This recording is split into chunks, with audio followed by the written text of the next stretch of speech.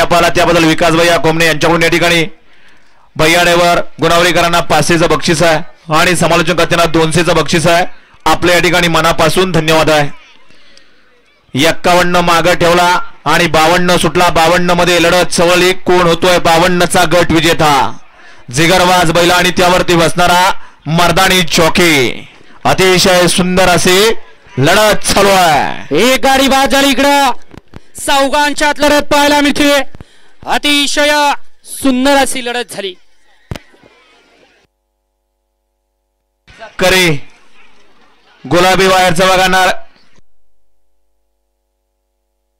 जांभळी वायर आहे त्या वायरीचा बघा आवाज कमी आहे थोडा.